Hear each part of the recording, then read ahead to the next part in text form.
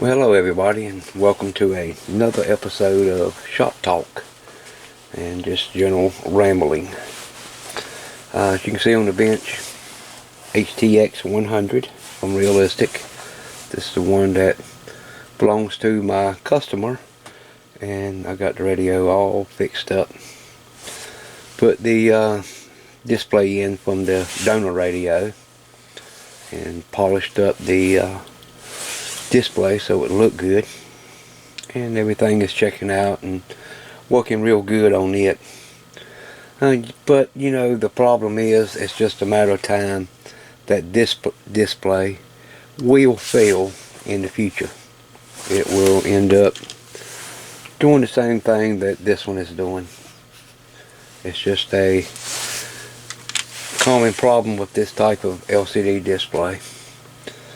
So for right now, this one's good to go. I did not change the board out the way they got this made. There's two boards in here that's soldered together, and there's only two connectors that unplug, and everything else is directly soldered into it. So I said, well, I made a little heat shield that was set down over top of the display, and this is where the pins go into the plastic. It gives a little heat sink, and was able to set the hot air down low and release the pins on the other display and get it out and put it in this one. So you can see the other HTX is sitting there in a disassembly mode. And what I have to do now, luckily Mark got in contact with me on email and discussing some things back and forth, and he sent some good information. We've got to go in here and see exactly how this is working. Now, this is not going to be DC voltages we're looking at, but actually logic information. There's going to be data on these lines. So we're going to have to find out what each one is doing, and this is the driver chip that drives that LCD display. And to do that, I really need to get a type of logic analyzer, maybe a PC based logic analyzer. You know, I can use the scope. I could use the old 01 up there to get some of the information, but a logic analyzer would probably do a lot better. And knowing me, you know, I'm very old school, so I haven't played around a lot in that field.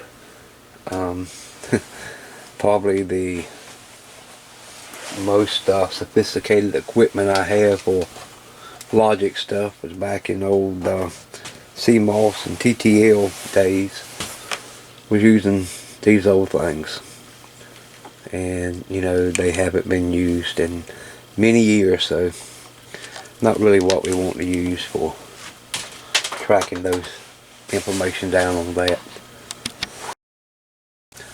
So I've been sitting here searching through eBay looking for PC based logic analyzers. You know, I don't know a whole lot about this stuff when it comes to this, but you know, I'm a quick learner. When it comes into programming, you know, I programmed Atmels for years with hardware, and it was hardware doing all the work. And you know, I recently got into programming PICs. So I have several different programmers. In fact, one of my videos I show how to program and update the firmware on this cheap little Chinese tester. So you know, I'm always learning new stuff and figuring out. So if anybody got any ideas, probably Mark will come back and reply to this, or Mike. I do want to go through and try to find something that's, you know, PC based, hopefully under $100. Cheaper the better. I know I saw Peter had gotten that mini, let's see, say mini vector network analyzer. You know, this thing is pretty much high dollar. But I want to try to find something that's, you know, low cost, that'll do what I need, something for me to learn on. And then, you know, what I learn I always share back with the community. So I'm going to be looking at this over the next few days. So if anybody's got any ideas, you know, throw them at me. I'd like to hear them. Okay, I know this isn't my morning junkie need. I did have someone mail me a question and wanted to know what that liquid stuff I was putting on the board before I soldered. Well, this is something that you're getting into electronics and you're doing a lot of soldering. It's something you need to learn about. And this is just liquid flux. I make my own. I do use a few other different brands. Back in the day I used a lot of this old Radio Shack flux.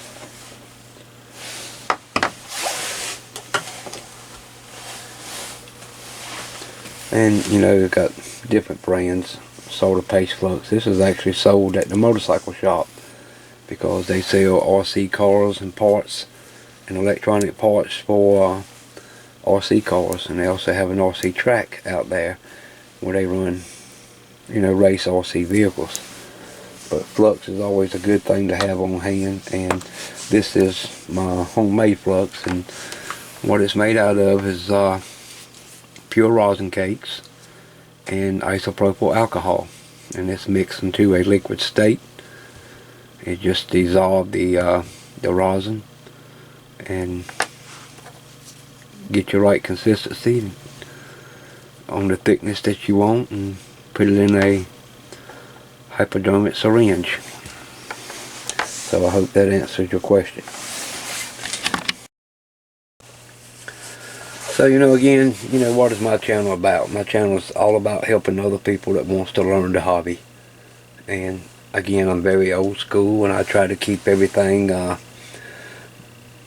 on non-technical level for everybody can understand, and I don't put a lot of hoopla in my videos, so you're not going to see no explosion, no funny business, no anything, no music on my channels, nothing. It's just all about, you know, seriously doing repairs and helping other people learn. Well, the latest video I did on video number 84, Christmas in the shop and a few updates, I got a, it's probably about 3 or 4 minutes after I uploaded the video, I got a notification, and I said, well, somebody's replied to the video. But actually it was from YouTube, and it's basically saying my video was tagged for copyright content. Someone claimed that my video has copyrighted material in it, and it is claimed by a company called Believe Music, and that says copyrighted song, and that's got to be the funniest title to a song. Maybe it's foreign, maybe it's something I can't read, I have no idea.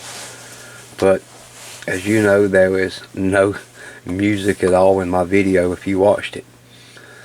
So I have filed a dispute with the claimer, and I guess we'll go from there. This is the first time this has happened to me, so I went over to EEVBlog and posted this, and a few people came back and made a few comments about it, and Dave himself responded back. Basically said, don't worry about it, dispute it, move on. So, you know, like I say, I don't do a lot of attention getting or use any clickbaits or nothing in my videos, so I just thought it was kind of strange that I got a tag for copyrighted content in my videos. So if I look under my video manager, I see that it says copyright claim. and you can see copyright dispute in process. So far this video's got 669 views, and I don't make no dollars off of it. Now don't get me wrong, I don't make a lot of dollars off of these videos, but every little bit helps. You know, it helps buy shop supplies and this and that. So, you know, yes, I momentize all my videos, as you can see, but every little bit helps, and the more I can get help from that, the more I can help produce these videos to help you with. So I guess we'll just, you know, we'll wait to see what happens and see if they'll drop their claim. So that's another thing. After I uploaded the video, someone told me that I had some strange stuff going on, and up here around 1800 you will see some weird stuff starting to happen, and you see these artifacts coming in. No idea what that is about. I don't know if there was a problem with the upload or if YouTube had some glitches or whatever, but something is not right. And it's just for a little short span here up around the 1800 mark. So, you know, every video that I save is in a folder by itself, and I have all the raw clips along with the edited video and a Word document with the information that I have in it. And I've reviewed the original video here on the computer, and there's no artifacts in it. So I thought that was kind of interesting. Now the only other thing in the video that I'm wondering is, at the beginning of the video, which they are claiming where the copyrighted music is from 0 to 036 on the timeline in the video. So the only thing that I'm thinking is that yesterday when I came in and did this, I had the heat going full blast, and I have a 4-ton central unit here in the shop, and directly over my head is the heating duct. And the heating duct was putting, you know, blowing air down here on the camera. Now my camera has built-in dual microphones, so there's no way to put no sock on it. So I'm thinking maybe that the air blowing across the camera simulated some kind of music that flagged my video for copyright. That's the only thing I can think of at the time. But anyway, I'm not going to worry about it. You know, I'm not into no copyrighted stuff putting on YouTube, so I didn't do nothing wrong. Has to be a mistake on that part. So anyway, you know, we'll see what happens. So I did get to play around with my Sign Out of 3 a little bit yesterday evening that Mike so graciously sent me. And again, thank you, Santa Mike. And I fell in love with it. It's nice having an external piece of equipment, you know. I do have to go back in this IFR again and go ahead and just start a complete rebuild process of it. Pull every board out, go through, check, test. It's going to be a lot of work, but it really needs to be done. But anyway, you know, they have this cable that comes out the back of it, and it's not really that convenient, you know, because it's only 2 alligator clips on it. So I'm thinking about coming in here and removing these letters that says 113, and probably trying to line it up with this BNC connector on the other side to get the same spacing so it'll look more factory, and actually install a BNC connector here, and, you know, try to get it in line so it'll look the same as this side. And this way that'll give me a front jack with a, you know, chassis mount BNC, so I can make up different test leads to go to this. Shouldn't be that hard. I haven't opened it up yet and looked inside to see if there's going to be anything in the way there. I don't think it is. I think the PC board is recessed back from pictures I've seen online. But yeah, that's going to be another project that I'm going to do sometime probably in the next few days.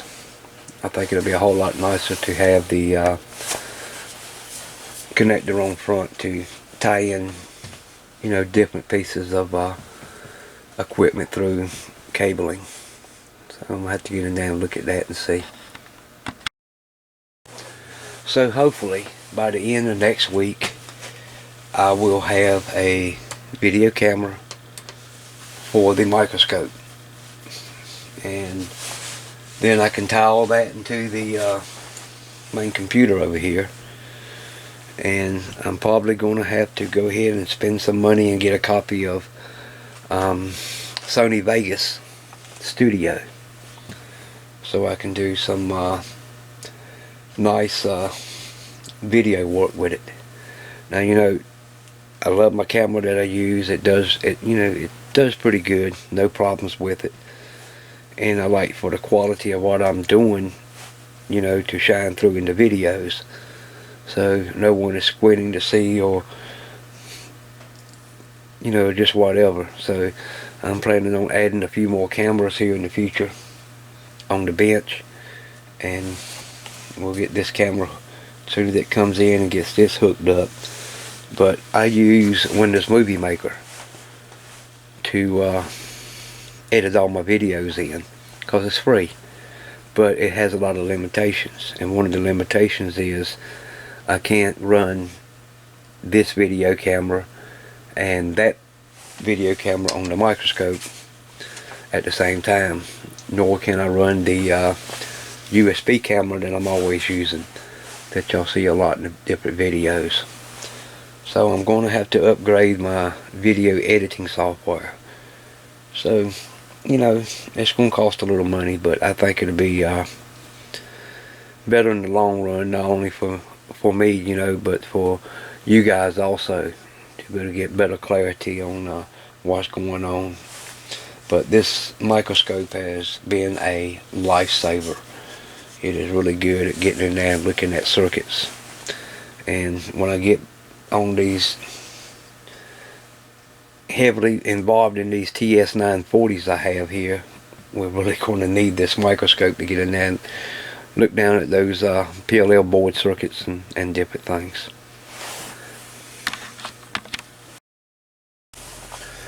Okay guys, I do have one request.